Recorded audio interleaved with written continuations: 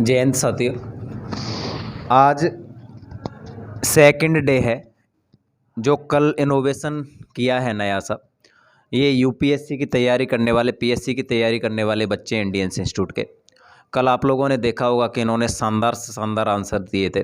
कुछ बच्चे ऐसे थे थोड़ा सा नर्वस हो रहे थे, आंसर नहीं दे पा रहे थे। देखो, ऐसा नहीं होता है कि प्रत्येक विद्यार्थी 100 आउट ऑफ 100 मतलब मार्क्स लेके आएगा या 100 आउट ऑफ 100 वो आंसर दे पाएगा। ऐसा नहीं होता है और होना भी नहीं चाहिए।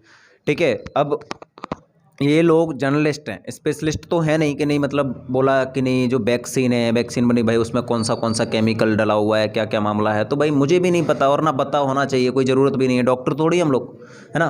अब जीएस की तैयारी करने वाले विद्यार्थी हैं तो वो सामान्य ज्ञान रखते हैं। क्या रखते हैं? सामान्य ज्ञान। और आप लोग भी घर बैठे हुए बहुत सारे क्वेश्चंस के आंसर जान सकते हो, बहुत सारे क्वेश्चंस को देख सकते हो, जिन क्वेश्चंस के आंसर आप लोग खुद से भी ढूंढो। और देखो, यूपीएससी 3 स्टेज में अपना मतलब पूरा कंप्लीट कर रही होती है प्रोसेस। तो पहले होता है प्री, उसके बाद मेंस होता है, उसके बाद इंटरव्यू होता है। तो जो प्रीलिम्स वाला मामला है वो तो फैक्चुअल और डिस्क्रिप्टिव का मामला है, बीच वाला मामला है। और उसमें ऐसा रहता है मामला कि अगर कोई विद्यार्थी ठीक ठाक से उसका बेस क्लियर है और उसके बाद फैक्चुअल इन्फॉर्मेशन ठीक है तो वो आराम से मतलब ऑब्जेक्टिव दिए आंसर और निकाल लेगा। डिस्क्रिप्टिव नॉलेज पे तुम मेंस निकाल लोगे, लेकिन आपकी पर्सनालिटी का इम्प्रूवमेंट नहीं हुआ तो आप किसी भी हालत में इंटरव्यू को नहीं निकाल सकते। तो प्री, मेंस और इंटरव्यू तभी निकल पाएंगे जब व्यक्ति का सर्वस्व विकास हो गया होगा, सर्वांगीण विकास हो, पूरी तरीके से उसका विकास हो गया होगा, तभी वो निकाल पाएगा। इस एक चक्रव्यूह है यूपीएससी का, उसको वो तभी पार कर सकता है। तो हम कुछ फैक्चुअल क्वेश्चंस पूछेंगे, कुछ डिस्क्रिप्टिव होंगे, कुछ पर्सनल क्वेश्चंस भी होंगे। और उन क्वेश्चंस के आंसर बिल्कुल सहज रूप से देते हैं ये लोग। कल भी आपने देखा होगा और आज भी बिल्कुल सहज रूप से आंसर दे पाएंगे ना, कोई दिक्कत नहीं होगी। ठीक है, तो आपने यूपीएससी के बारे में कैसे सोचा? जी सर, जैसा कि आप जानते हैं यहाँ पर मतलब ये ऐसा क्षेत्र है जहाँ पर कोई यूपीएससी वगैरह की तैयारी नहीं करा था। मैं हमेशा से चाहती थी कि मुझे एक अच्छी शिक्षा मिले और मतलब मैं भी कुछ बड़ा करूँ। लेकिन यहाँ पर कोई ऐसी संस्था नहीं थी और मैं चाहती थी कि मुझे लगता है कि जो एक राज्य स्तर की जॉब होती है वो देश के विकास के लिए वो काम नहीं कर पाती है जो एक केंद्र स्तर की जॉब होती है वो कर पाती है। इसीलिए मैंने इसके बारे में सोचा। अच्छा, तो अगर आपको यूपीएससी निकलता है, आपका यूपीएससी, तो यूपीएससी में आप कौन सी जॉब को प्रिपेयर करोगे? जी सर, मैं आईएएस बनना चाहती हूँ। आईएएस क्यों बनना चाहते हो? जी सर, मतलब आईएएस ये मुझे पसंद है, वैसे मेरी फेवरेट जॉब है ये और मुझे लगता है कि मुझे आईएएस बनना चाहिए। अच्छा, मेरा आपसे एक क्वेश्चन और भी है। एक आईएएस ऑफिसर में क्या-क्या खूबियाँ होनी चाहिए? जी सर, एक आईएएस ऑफिसर को हमेशा अपने कार्य के प्रति समर्पित रहना चाहिए और उसे मतलब जो निम्न वर्ग के जो लोग होते हैं उनके बारे में अच्छी धारणा रखनी चाहिए। किसी जाति या भेदभाव किए बिना उनके लिए कार्य करना चाहिए। उसकी भाषा में पकड़ अच्छी होनी चाहिए और उसे देश के विकास के लिए हर वो काम करना चाहिए जो वो कर सकता है। हर प्रयत्न कोशिश करनी चाहिए उसे। चलो, मेरा आपसे एक क्वेश्चन और है कि आप अपने अंदर जो 5 कमियाँ हों और 5 खूबियाँ, वो बताइए। जी सर, पहले मैं अपनी खूबियाँ बताना चाहूँगी। तो पहली तो मेरी खूबी है कि मैं अगर मेरे से कोई भी जातिगत भेदभाव होता है तो मैं उसे सुधारने की कोशिश करती हूँ और मैं अपने कार्य के प्रति हमेशा समर्पित रहती हूँ। और एक ये है कि मैं चाहती हूँ कि मतलब मैं आईएएस बनूँ और मेरे परिवार की जो स्थिति है वो ठीक हो। मैं आप अपनी कमियाँ बताइए तो। अच्छा, मेरी कमियाँ ये हैं कि मैं ना चाहूँ तो भी मतलब किसी जो निम्न वर्ग के लोग हैं उनके प्रति भेदभाव व्यक्त हो ही जाता है ना चाहते हुए भी। और बस। अच्छा, ये बहुत ताली बजाओ। ये सबसे मेन चीज़ ये है कि इसको बोलते हैं कि हम जिस पृष्ठभूमि में रह रहे होते हैं, हम चाहते भी हैं कि मतलब हम ऐसा कोई भेदभाव ना करें, लेकिन अंदर से वो ज़हन में मतलब भर दिया है कूट-कूट के। तो आप इसको सुधारना चाहोगे? जी सर, बिल्कुल। चलो ठीक है। मेरा आपसे क्वेश्चन स्ट्रेट फॉरवर्ड क्वेश्चन है और ये क्वेश्चन फैक्चुअल है। भारत की सबसे बड़ी नदी कौन सी है? भारत की सबसे बड़ी नदी ब्रह्मपुत्र। ठीक है। भारत की सबसे लंबी नदी कौन सी है? सबसे लंबी नदी गंगा। अच्छा, मुझे ये बताओ, विश्व की सबसे लंबी पर्वतमाला कौन सी है? एंडीज पर्वतमाला। ये कौन से महाद्वीप में स्थित है? एंड उत्तरी अमेरिका में। उत्तरी अमेरिका महाद्वीप में स्थित है।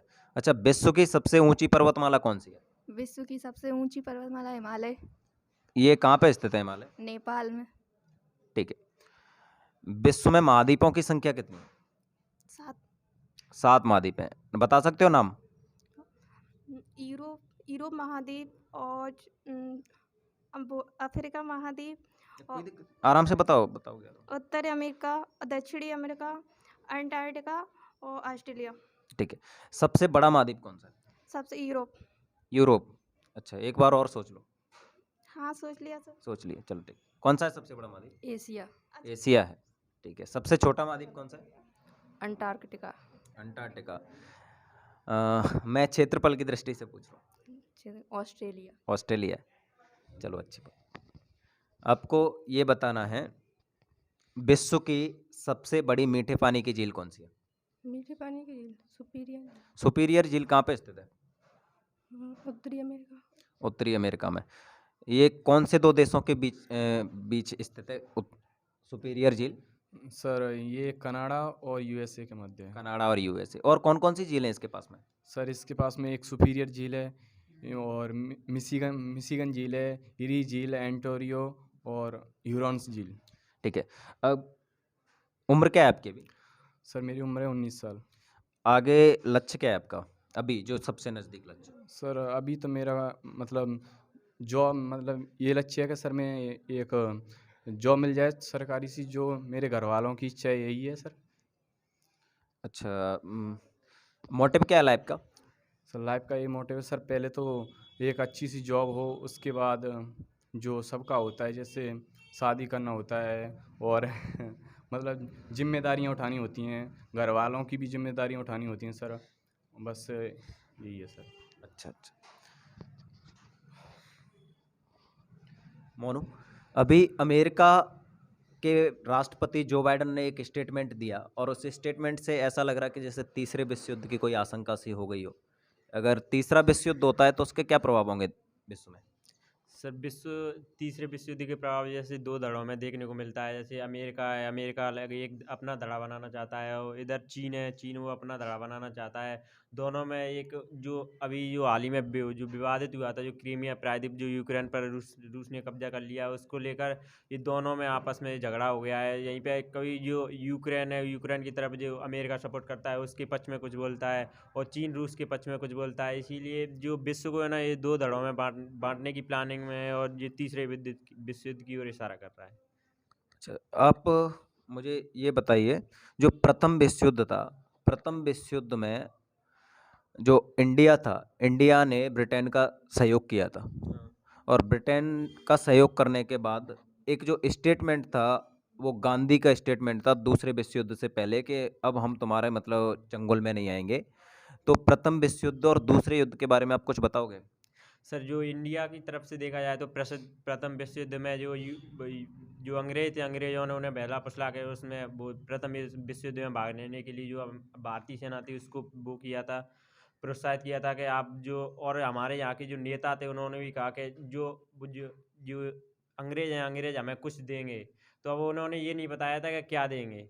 जो दूसरे उन्होंने प्रथम विश्व युद्ध खत्म बाद होने के बाद 1918-19 में जो रोल एक्ट और अन्य कानून बना दिए और जिसके देखकर जो उनके प्रति भारतीय लोगों का संतोष हो गया, इसीलिए उन्होंने दूसरे विश्व युद्ध में जाने से मना कर दिया। चलो, थैंक यू। आप अपने बारे में बताइए कुछ। सर मैं बीएससी कर रहा हूँ अभी सर। मैं तुम कौन हो, मुझे यही नहीं पता ना, अपना इंट्रो। सर माई सेल्फ स्वयं जाटव और सर मैं अभी बीएससी कर रहा हूँ और सर मैं यूपीएससी की तैयारी प्रिपरेशन कर रहा हूँ। अच्छा, यूपीएससी की आप तैयारी कर रहे हो, तो मेरा पहला ही क्वेश्चन आपसे बस इतना सा है कि आप यूपीएससी की फुल फॉर्म बताओ। Sir UPSC full form Indian public service. ये यूपीएससी की तैयारी अभी स्टार्ट की है इन्होंने, ठीक है। तो यूपीएससी की फुल फॉर्म क्या होती है, मोनू बताएगा? Union public service commission. क्या होती है? Union public service service commission, union public संघ लोक सेवा आयोग, ठीक है, संघ लोक सेवा आयोग। तो इसकी एक जॉब होती है आईएएस, जो सबसे बड़ी जॉब है सिविल सर्विसेज में। तो इसके बारे में कुछ जानते हो? सर आईएएस सर जिले का सर्वोच्च अधिकारी होता है सर, और उसके पास सर सारी शक्तियाँ होती हैं, और सर वो जिले को नियंत्रण करता है, और कोई भी घटना घटित होती है सर तो उसको उसका जिम्मेदार ठहराया जाता है। आप जैसे सोचा हो कभी, जैसे यूपीएससी की तैयारी क्यों करनी है, तो कुछ ऐसा मामला है कि क्यों यूपीएससी की साइड आ गए? सर यूपीएससी की तैयारी सर इसलिए करना चाहते हैं, जो हमारे हमारे क्षेत्र में जो सर शिक्षा का स्तर है सर वो बहुत गिरा हुआ है, और हमारे क्षेत्र में सर सरकारी स्कूलों में सर जो टीचर हैं वो भी सही ढंग से पढ़ाने नहीं आते हैं, और जो बच्चे हैं ना सर उनके पेरेंट्स भी उन्हें नहीं भेजते, क्योंकि उनको ये लगता है कि सरकारी स्कूलों का जो स्तर है वो गिरा हुआ है, और सर वो प्राइवेट स्कूलों में उनको भेजती हैं बच्चों को। ठीक है। हाँ, 12th कब किया आपने? अभी किया सर 2021। 2021 में किया, लॉकडाउन में किया मतलब? हाँ लॉकडाउन में सर। लॉकडाउन में किया। अच्छा, 12th लॉकडाउन में किया, उनमें और जिन्होंने लॉकडाउन से पहले 12th किया, कुछ डिफरेंस दिखाई देता है?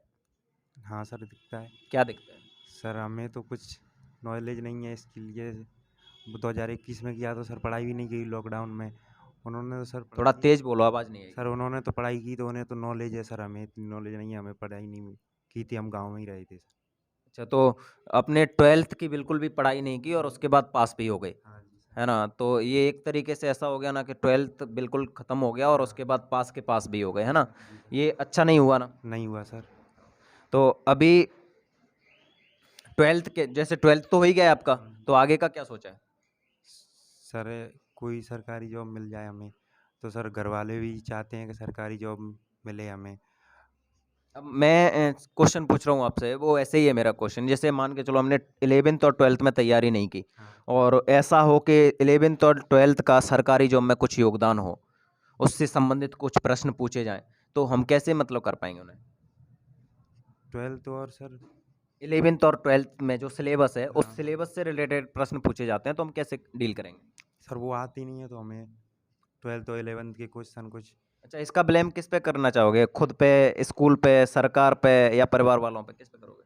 सर स्कूल वालों पे सर, हमें कुछ नॉलेज ही नहीं है सर, पढ़ाई नहीं लॉकडाउन में तो। नहीं तो स्कूल वाले, स्कूल तो ओपन ही नहीं थे ना, स्कूल क्या हाँ सर, करेंगे? तो हमने भी खुद ने पढ़ाई नहीं की थी सर।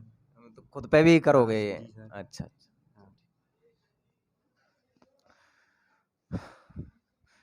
आप ये बताओ, दक्षिण अमेरिका का सबसे बड़ा देश कौन सा है?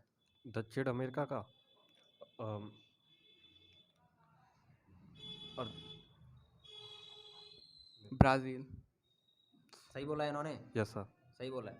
अच्छा, कौन सा महाद्वीप है जिससे कर्क रेखा, मकर रेखा और विषुवत रेखा तीनों गुजरती हैं? अफ्रीका। अफ्रीका महाद्वीप है। अच्छा, मुझे ये बताओ, एक पर्वतमाला है एटलस पर्वतमाला, कौन सी? एटलस पर्वतमाला। तो एटलस पर्वतमाला का विस्तार कौन से महाद्वीप में है? यूरोप। यूरोप में। अफ्रीका। ये अफ्रीका बोल रहे हैं, कौन सा ठीक है? दोनों ही अफ्रीका ही थी। दोनों ही ठीक है, मतलब यूरोप और अफ्रीका दोनों ही ठीक है। ये सही है या तुम सही हो? हर सही है। अर्थ सही है। चलो ठीक है, तो अर्थ ही सही होगा फिर। तो एक क्वेश्चन सिंपल सा है, और ये बता दो मुझे कि जो ऑस्ट्रेलिया महाद्वीप है, ऑस्ट्रेलिया महाद्वीप की जो सबसे लंबी नदी है या बड़ी नदी है, कौन सी है? Sorry sir. भर्रे डालने। मर्रे डार्लिंग। चलो ठीक। हर्ष, अब आपको आंसर देना है, एक डिस्क्रिप्टिव आंसर देना है, और डिस्क्रिप्टिव आंसर जो मैंने मोनू से क्वेश्चन पूछा था तीसरे विश्व युद्ध की आशंका, उस पर आपके क्या विचार हैं? हाल ही में जो विवाद चल रहा है रसिया और यूक्रेन का, उसमें गुट बनते जा रहे हैं, देखा जा रहा है, देखते भी हैं सभी लोग। जब आजकल जो गुट बन रहे हैं उससे तृतीय विश्व युद्ध की आशंका उभरती नज़र आ रही है, और जो उन देशों के लिए ही नहीं बल्कि संपूर्ण विश्व के लिए भी घातक हो सकता है। इससे बहुत से प्रभाव भी देखे जा सकते हैं, जैसे शैक्षणिक है, व्यापारिक है, आर्थिक है, बहुत सारे प्रभाव विभिन्न विभिन्न देशों पर विभिन्न विभिन्न प्रकार से इसके प्रभाव भी पड़ेंगे। मेरा एक क्वेश्चन है आपसे, और वो क्वेश्चन ये है कि जैसे चंबल क्षेत्र में रह रहे हैं हम लोग, तो चंबल क्षेत्र की कुछ कमियां बतानी है आपको, और इनको कैसे मतलब पूरा किया जा सकता है, और कुछ खूबियां बतानी है जो चंबल क्षेत्र जिस पे प्राउड फील करता हो। वैसे तो चंबल क्षेत्र में देखा जाए तो यहाँ पर जो रूढ़िवादिता जो ज़्यादा चलती है, यहाँ पर क्या है कि यहाँ पर बच्चों को जो है ना प्रोत्साहन नहीं दिया जाता है यहाँ पर बिल्कुल। यहाँ पर एक तो बच्चों को मौके की कमी यहाँ पर अधिक है और प्रोत्साहन भी नहीं दिया जाता ऊपर से। तो यहाँ पर लोग थोड़ा गरीबी मध्यम वर्ग इस प्रकार की स्थिति में है यहाँ के लोग। और इसको देखा जाए तो अगर इसकी खूबियाँ भी देखा जाए तो ये क्षेत्र जो है एक पहले की प्राचीन की बात करें तो ये क्षेत्र डाकुओं का गढ़ खाया जाता था, लेकिन अब इसमें थोड़ा विकास भी हो रहा है, धीरे धीरे ये आगे बढ़ भी रहा है, बढ़ भी रहा है ये। अच्छा, चंबल के जैसे जो बीहड़ों के बारे में बात होती है बहुत ज़्यादा कि चंबल के बीहड़ डकैत डकैत ऐसा कुछ मामला है, जो बंदूकों को लेके कुछ ऐसा क्या है मामला? जो व्यक्ति सरकार की नीतियों से जो वंचित रह गए थे, जो सरकार के खिलाफ अपना गुस्सा जाहिर करना चाहते थे, उन्होंने फिर अपना कोई दूसरा रास्ता न चयन करते हुए बंदूकों का ऐसा रास्ता अपना लिया, जिससे वो अपनी डरा धमका कर अपनी मांग पूरी करना चाहते थे। चलो ठीक है।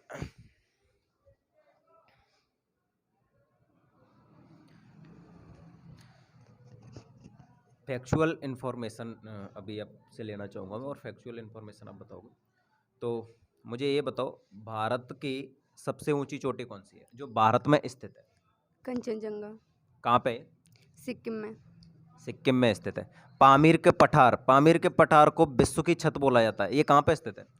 ये सर पाकिस्तान से मतलब ये वैसे तो मध्य एशिया में है, लेकिन जो हिमालय पर्वत है उसके अंतर्गत ये आता है तिब्बत का पठार। और हिमालय पर्वत देखा जाए तो वो पाकिस्तान से और म्यांमार तक फैला हुआ है, जो भारत को पूरी तरह से कवर करता है, इसीलिए इसे पामीर का पठार। अच्छा, मैं पूछ रहा हूँ, जैसे एक टर्म है सब कॉन्टिनेंट, उपमहाद्वीप, तो बोलते हैं ना भारतीय उपमहाद्वीप, तो भारत को उपमहाद्वीप, जो भारतीय उपमहाद्वीप है, क्यों बोला जाता है?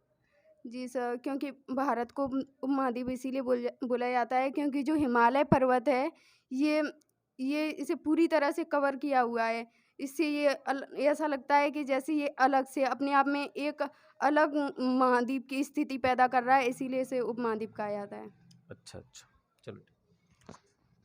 एक महासागर है, हिंद महासागर, उसका किसी देश के नाम पे नाम रखा हुआ है, उसको लेके बहुत सारे जो देश हैं उन्हें आपत्ति भी होती है, आपकी क्या राय है इस पे? हिंद महासागर नहीं पता, सॉरी। नहीं पता आपको, चलो कोई बात नहीं, आप बताओगे? किसी को पता हुआ है? बताओ। सर इसका नाम इंडिया के नाम पर रखा गया है, जो कि हिंदुस्तान के नाम पर रखा गया है। तो इसको अन्य देशों को इससे दिक्कत होती है, जैसे कि एक जो कि विश्व का तीसरा सबसे बड़ा महासागर है और इसका नाम एक देश के ऊपर रखा गया है, ये इसलिए ये आपत्तिजनक बात करते हैं जो अन्य देश हैं वो। अच्छा अच्छा, चलो ठीक है। एक पर्वत है, पर्वतमाला हिंदू कुश, कौन से देश में है? अफगानिस्तान। अफगानिस्तान में। अफगानिस्तान की राजधानी क्या है? सर अफगानिस्तान की सर काबुल। काबुल। अभी अफगानिस्तान में किसकी सरकार है? सर अभी सर सॉरी सर नहीं पता, सबको नहीं पता। तालिबान को लेके एक मतलब बात होती है कि तालिबान एक आतंकवादी संगठन है, और आतंकवाद मतलब हमारा तो पहले अफगानिस्तान से जब लोकतांत्रिक सरकार थी वहाँ पे, या फिर हम बात करें कि जब राष्ट्रपति थे अशरफ गनी, हमारे संबंध बहुत अच्छे थे अफगानिस्तान से। अभी अफगानिस्तान से संबंधों में कुछ कड़वाहट आई है या फिर संबंध वैसे के वैसे ही चल रहे हैं?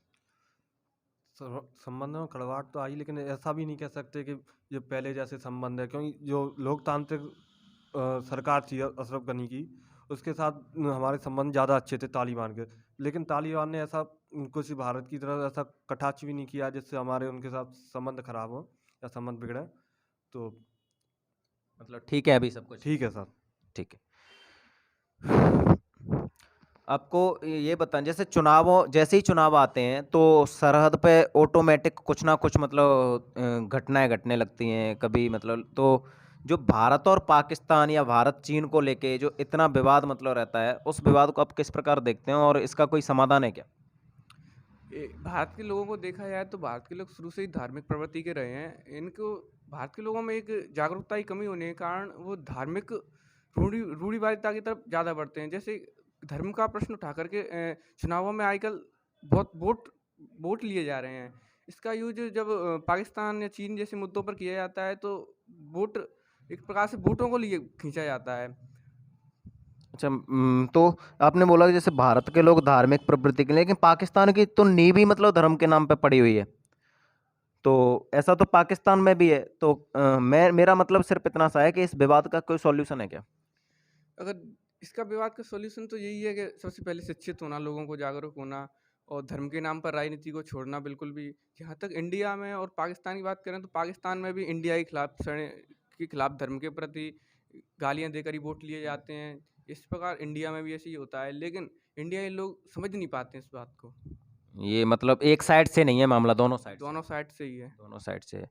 तो इसमें जैसे अगर हम बात करें तो नुकसान किसका होता है? नुकसान आम जनता का होता है। जो वहाँ पर सैनिक लगे होते हैं वो किसी बड़े व्यक्ति के नहीं होते, वो आम किसानों के ही होते हैं। यहाँ तक पाकिस्तान में भी बात करें वहाँ भी किसी बड़े व्यक्ति के नहीं होते, वहाँ भी आम किसानों मजदूरों के। मतलब जो बॉर्डर पे सैनिक लड़ रहे होते हैं वो या तो किसी मजदूर का बेटा होता है या किसान का बेटा होता है, मध्यम वर्गीय परिवार से आने वाला होता है, वो किसी उच्च वर्ग से, किसी नेता का या फिर किसी बिजनेसमैन का बेटा नहीं होता। नहीं होता सर। अच्छा अच्छा। तो मेरा कुछ फैक्चुअल इन्फॉर्मेशन मैं आपसे ले सकता हूँ? ठीक, एक शहर है बॉस्टन, वो कौन से देश में है? अमेरिका। अच्छा, न्यूयॉर्क काय के लिए प्रसिद्ध है? न्यूयॉर्क सॉरी सर याद नहीं आ रहा फिलहाल मुझे। अच्छा अच्छा, मैं न्यूयॉर्क और मुंबई की तुलना करवाऊँ आपसे, कर दोगे? जी सर। न्यूयॉर्क और मुंबई की तुलना की जाती है, बहुत से लोग करते हैं, मैं करता हूँ। तो इसमें ऊंची ऊंची इमारत को देखा जाता है कि अमेरिका न्यूयॉर्क में भी ऊंची ऊंची इमारतें हैं। जहाँ हम भारत में बात करें तो भारत में मुंबई में ऊंची ऊंची इमारतें हैं।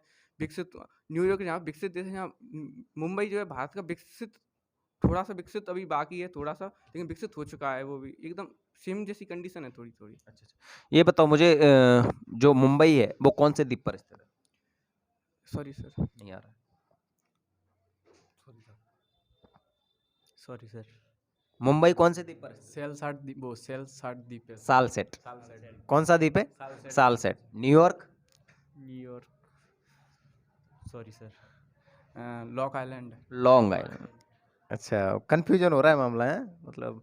अच्छा, नर्वस, कैमरा को देख के ऐसा तो मामला नहीं होता तुम्हारा कि मतलब नर्वस हो जाते हो, ऐसा होता है?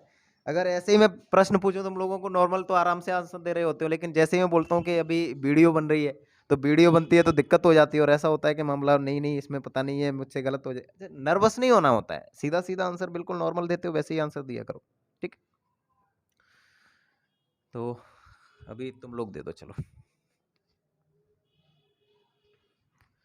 महासागरों की संख्या कितनी है विश्व में? महासागरों के 5। 5 महासागर हैं, कौन कौन से? हिंद महासागर, प्रशांत महासागर, अटलांटिक महासागर, आर्कटिक महासागर। अच्छा, सबसे बड़ा महासागर कौन सा है? प्रशांत महासागर। प्रशांत महासागर। अच्छा, प्रशांत महासागर के किनारे पे कौन कौन से महाद्वीप स्थित हैं? Sorry sir. प्रशांत महासागर के किनारे पे कौन कौन से महाद्वीप? सॉरी सर मेरे को। आप बता सकते हो? हाँ, एशिया, उत्तरी अमेरिका, दक्षिणी अमेरिका, ऑस्ट्रेलिया। ऑस्ट्रेलिया। ऑस्ट्रेलिया महाद्वीप है? जी सर, ऑस्ट्रेलिया महाद्वीप है। अच्छा, ऑस्ट्रेलिया महाद्वीप के बारे में बताओ कुछ। ऑस्ट्रेलिया महाद्वीप मतलब सबसे छोटा महाद्वीप है ये, और ये इसमें ज़्यादा मतलब ये पूरा एक ही देश है ऑस्ट्रेलिया, और इसकी सबसे लंबी नदी है मर्रे डार्लिंग, और जो ग्रेट डिवाइडिंग रेंज है वो इसमें ही स्थित है ऑस्ट्रेलिया महाद्वीप में, और जो सबसे विश्व की सबसे बड़ी प्रवाल भित्ति है ग्रेट बैरियर द्वीप वो इसी में स्थित है। अच्छा, ऑस्ट्रेलिया की राजधानी कौन सी है? कैनबरा। ऑस्ट्रेलिया की राजधानी कैनबरा है। वो कौन से प्रांत में है ऑस्ट्रेलिया के? ऑस्ट्रेलिया के न्यू साउथ वेल्स। चलो, अच्छा है। अभी जो लास्ट वाला जो रहता है मामला वो हो कि आप क्वेश्चन ये पूछेंगे आंसर ये देंगे, ये क्वेश्चन पूछेंगे वो आंसर देंगे, वो पूछेंगे तो वो देंगे। आपको कोई दिक्कत नहीं है ना, आंसर आराम से, ठीक है? तो आप क्वेश्चन पूछो। बिपाशा किस नदी का प्राचीन नाम है? Sorry sir. Beas. Question I can answer, can I take time? नहीं पूछ सकते? नहीं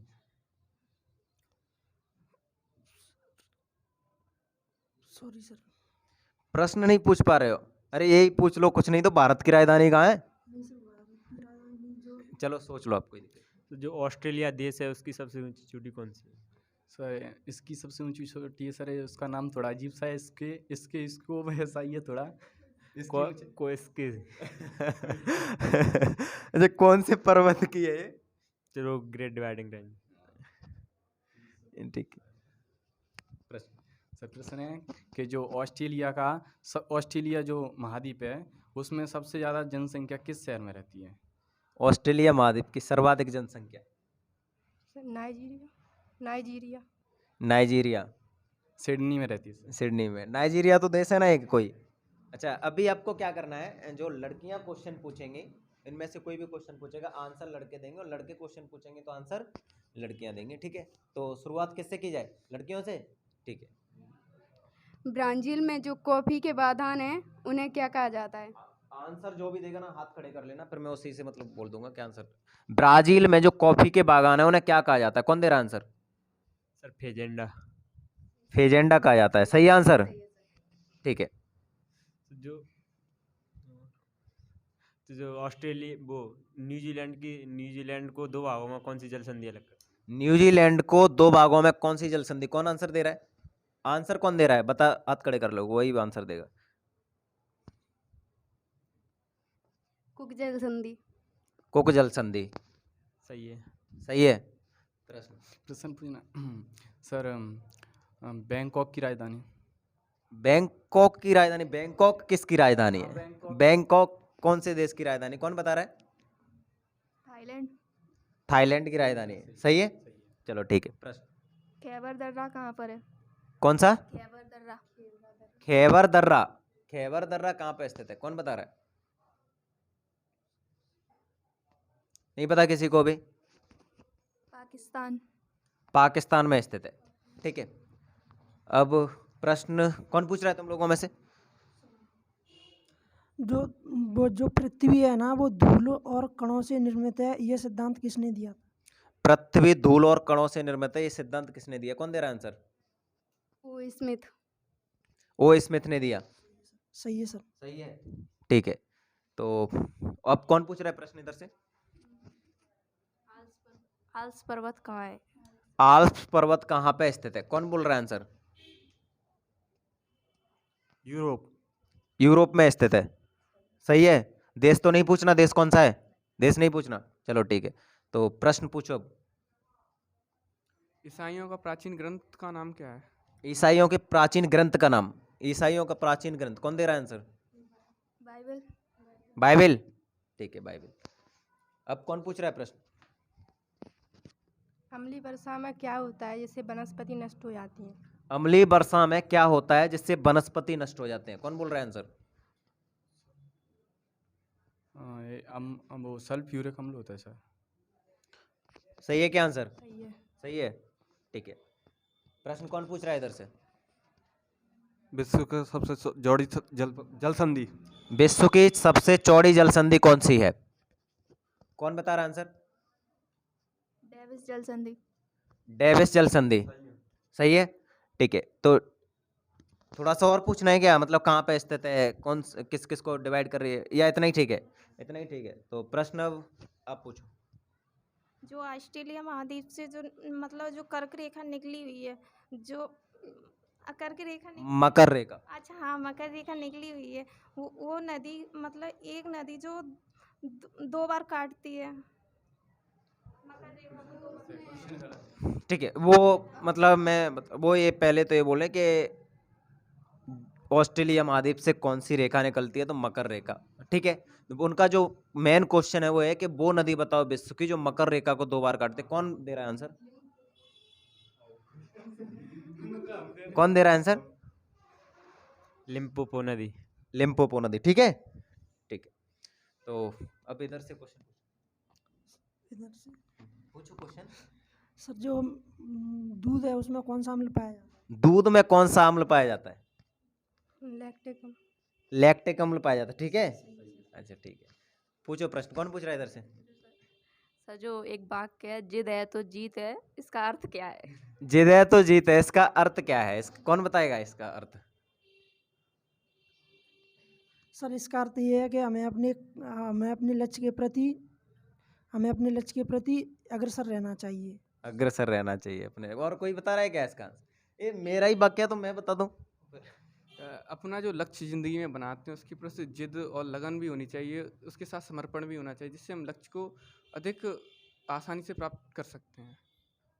इसका आंसर मैं दूं तो इसका देखो, जिद है तो जीते। इसका मतलब ये है कि लोग ना अपनी कैपेसिटी को पहचाने बिना ही सरेंडर कर जाते हैं। उनको जैसे ही किसी ने बोल दिया आप ये नहीं कर सकते, तो ये हो जाता है कि अरे मैं नहीं कर पाऊंगा। अगर इंसान खुद को पहचाने, खुद की कैपेसिटी को पहचान ले, अपना एप्टीट्यूड जाने, अपना एटीट्यूड जान ले, तो उसके बाद वो व्यक्ति जो ठान लेगा वो कर जाएगा आराम से। मेरा मतलब ये नहीं होता कि कोई ये बोले कि जिद है तो जीते, तो मकान से कूद सकता है, तो मतलब बिना फालतू का उसके हाथ पैर तोड़वा दो। इसका मतलब सिर्फ इतना सा होता है कि पहले खुद को पहचानो, और खुद को पहचानने के बाद फिर रुको मत किसी भी हालत में, आप सक्सेस हो ही जाओगे, बस आप जिद पे अटे रहो। इसका मतलब ये है। कौन पूछ रहा है प्रश्न? हिंद महासागर का सबसे बड़ा द्वीप। हिंद महासागर का सबसे बड़ा द्वीप कौन बता रहा है? मेडागास्कर। मेडागास्कर, सही है सर। ठीक है। कौन पूछ रहा है? जो रेल बजट है उसे आम बजट में पुनः किस समिति की सिफारिश पर मिलाया गया? रेल बजट को आम बजट में पुनः किस समिति की सिफारिश पर मिलाया गया? अभी तो रेल बजट को हटा दिया गया, रेल बजट को आम बजट में मतलब मिला दिया गया है। तो पहले या अभी की बात कर रहे हो? अभी कब? पहले। हाँ, तो कौन बता रहा है? किसी को पता है? नहीं पता। विवेक रॉय समिति। विवेक रॉय समिति। और प्रश्न कौन पूछ रहा है अभी? हाथ खड़े कर लिया करो ऐसे कि मैं प्रश्न पूछ रहा हूँ। संविधान सभा थी उसमें कितनी महिला सदस्य थी? संविधान सभा में महिला सदस्यों की संख्या कितनी थी? 15। 15। सही है सर, सही। सही है, ठीक है। अब कौन पूछ रहा है प्रश्न? सिपकीला दर्रा कहाँ है? सिपकीला दर्रा कहाँ पे स्थित है? सर सिक्किम में। वो हिमाचल प्रदेश। हिमाचल प्रदेश, ठीक है। अब प्रश्न तुम्हें सोचना है, तुम्हें 2 प्रश्न पूछने हैं, ठीक है। संविधान सभा में महिलाओं की संख्या 15 थी, लेकिन सबसे अधिक महिलाएं किस राज्य से थीं? अच्छा, संविधान सभा में जो महिलाओं की संख्या थी 15 थी, सर्वाधिक महिलाएं कौन से राज्य से आती थी जो संविधान सभा में थी? कौन दे रहा आंसर? नहीं पता है। 5 थी उत्तर प्रदेश से। 5 उत्तर प्रदेश से थी, ठीक है। कौन पूछ रहा है अभी प्रश्न? भारत में सबसे पहले रेल कहाँ से कहाँ तक चली? भारत में सबसे पहले रेल कहाँ से कहाँ तक चली? मुंबई से थाने के बीच। मुंबई से थाने, ठीक है। जो डाउन्स घास के मैदान है वो किस देश में? डाउन्स घास के मैदान कहाँ स्थित है? अफ्रीका में। Africa. Australia. Australia. Question sir, जो एक हडसन जल संधि है वो किन 2 मतलब द्वीपों को अलग कर रही है? हडसन जल संधि किन द्वीपों को अलग कर रही है? ये कनाडा का जो उगाम्बे प्रायद्वीप है उसे बैफिन द्वीप से अलग करती है। Right answer sir. कौन पूछ रहा है? सॉरी सर, अभी यहाँ नहीं आ रहा। कौन पूछ रहा है? जो गाय है वो किस देश का राष्ट्रीय पशु है?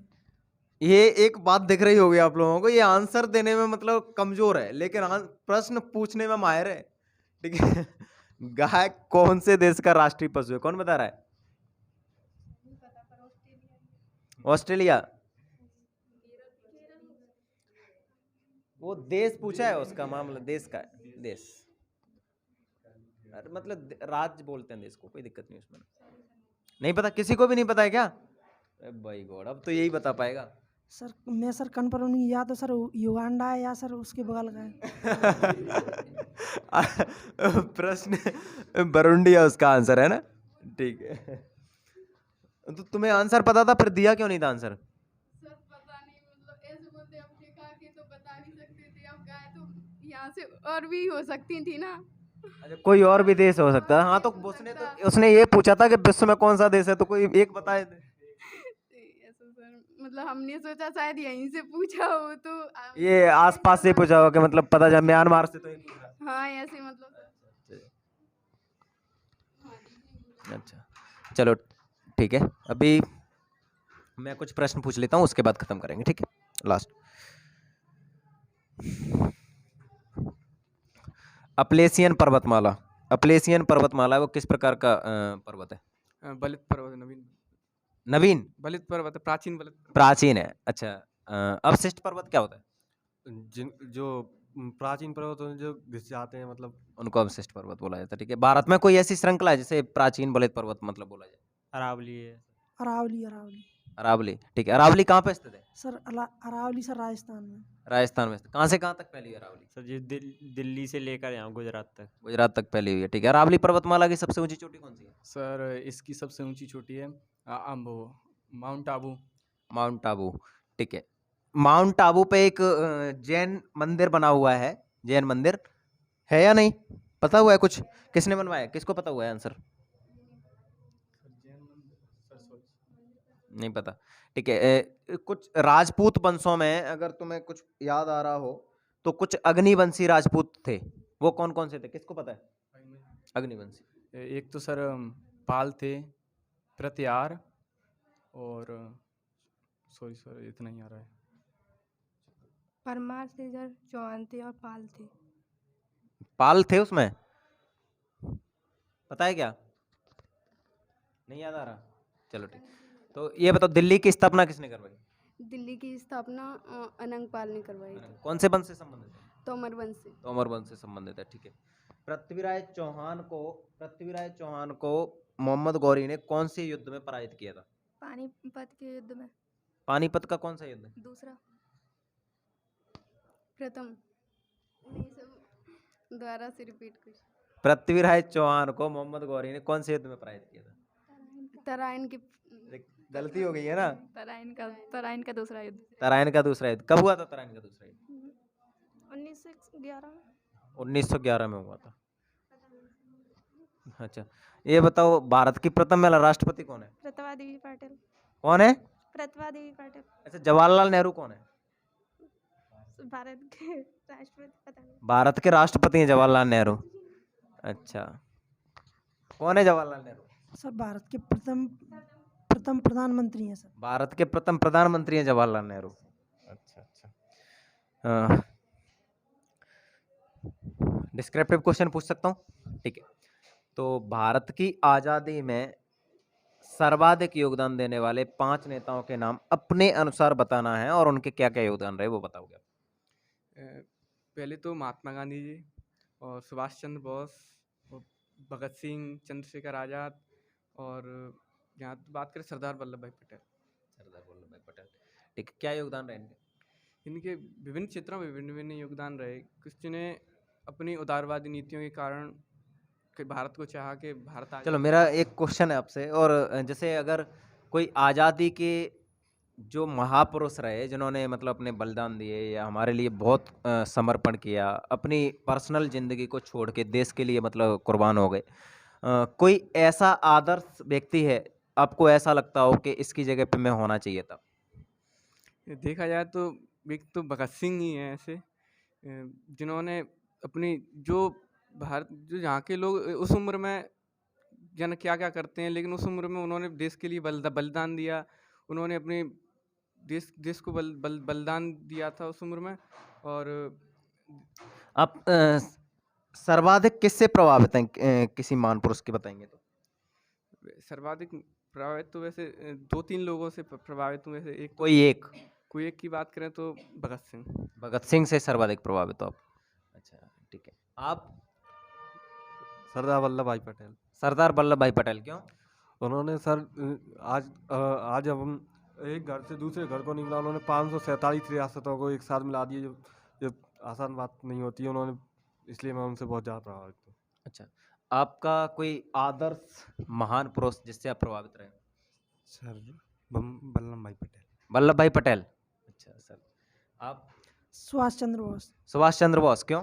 सर क्योंकि सर उन्होंने सर एक सरकार चलाई थी जो सर विदेशों में सर उसे भारत को, उस सरकार को सर विदेशों ने मान्यता दे दी कि सर ये भारत की सरकार है। अच्छा, सुभाष चंद्र बोस अगर रहते तो क्या वो भारत के प्रधानमंत्री बन सकते थे पहले? यस सर, वो बन सकती थी। कैपेबिलिटी थी? हाँ सर, कैपेबिलिटी थी। आप किसको मानते हो? सर मैं सरदार वल्लभ भाई पटेल को क्यों? सर उन्होंने जो देश को एकत्रित करने के लिए जितनी मेहनत की थी, वो जो 550 रियासतों को मिलाया, जो एक असंभव असंभव सा काम था, जो उन्होंने संभव करके दिखाया। आप किसको मानते हैं?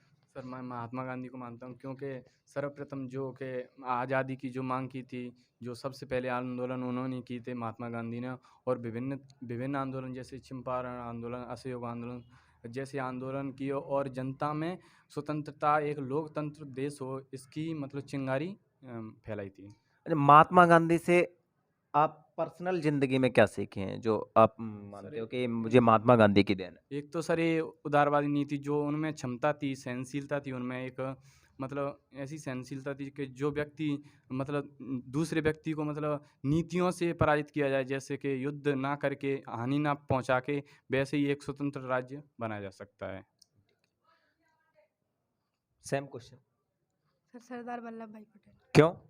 सर उन्होंने 500 रियासतों को एक किया था, जिससे आए हम अगर दिल्ली जाएंगे तो हमको वीज़ा नहीं लेना पड़ेगा, ऐसा नहीं करते तो हमको दिल्ली या ग्वालियर तक भी वीज़ा लेना पड़ता है। सरदार वल्लभ भाई पटेल को लौह पुरुष बोला जाता है। सरदार वल्लभ भाई पटेल ने भारत में 550 रियासतों का एकीकरण करके भारत को एक अखंड देश बनाया। उनका कहना है कि अगर सरदार वल्लभ भाई पटेल ना होते तो हमें हो सकता है कि भोपाल जा रहे हैं तो ग्वालियर से भोपाल जाने में मतलब वीज़ा लेना पड़ जाता, अगर मैसूर जा रहे हैं तो फिर मतलब अलग ही मामला हो जाता, तो न जाने कितने देशों में बट गया होता अगर सरदार वल्लभ भाई पटेल ना होते तो इस वजह से वो सरदार वल्लभ भाई पटेल को अपना आदर्श मानते हैं। सर मैं भी सर सरदार वल्लभ भाई पटेल को ही अपना आदर्श मानती हूँ, क्योंकि उन्होंने जो 500 रियासतें थी उनको एक साथ लाना एक बहुत बड़ी बात हो जाती है, क्योंकि कोई अपनी बात से ना मुकरे, उनको सबको एक साथ लाना, एक साथ खड़े करना, वो बहुत बड़ी बात है। और जैसे अभी इसी ने बोला कि अगर हम ग्वालियर से भोपाल जाते तो हमें वीज़ा लेना पड़ता, वो बिल्कुल सही बात है। सरदार वल्लभ भाई पटेल को। सरदार वल्लभ भाई पटेल क्यों? सर उन्होंने मतलब अपने किसानों के प्रति इतना कुछ किया था और सभी को संभाल रखा था, और उन्होंने एक नारा भी दिया था, जय जवान जय किसान। सरदार वल्लभ भाई पटेल ने। अच्छा, महात्मा गांधी को, महात्मा गांधी क्यों? क्योंकि वो उदारवादी थे और वो स्वतंत्रता शांतिपूर्वक चाहते थे, न कि लोगों का खून बहाए बिना किसी क्रांति के।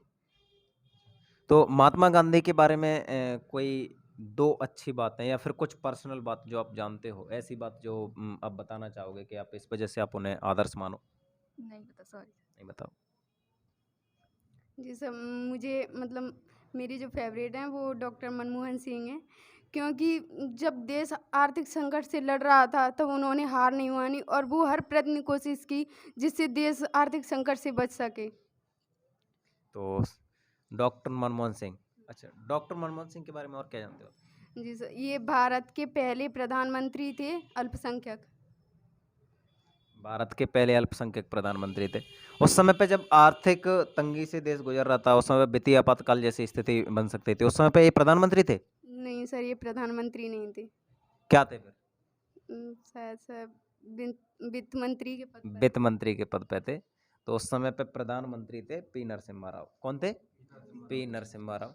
तो आप सभी लोगों का बहुत बहुत धन्यवाद, आपने आंसर दिए, ये मेरे लिए बहुत बड़ी बात है। और आप लोगों से ना सिर्फ मैं, आपका परिवार उम्मीद लगा के बैठा हुआ है, आपके घर वाले उम्मीद लगा के बैठे हुए हैं। और आप एक जो सबसे मेन चीज़ है, अपने कॉन्फिडेंस को डाउन मत करना। आज नहीं तो कल कुछ लोगों ने बहुत अच्छे आंसर दिए, कुछ लोग हैं जो आंसर देने में भी हिचकिचाहट है, एक नर्वसनेस भी होती है कि आंसर देने में फिर गलत ना हो जाए। तो कोई बात नहीं है, आप उन लोगों से तो तभी आगे निकल चुके हो जिन्होंने लड़ने से मना कर दिया। आप कम से कम लड़ने के लिए तो तैयार हो। ये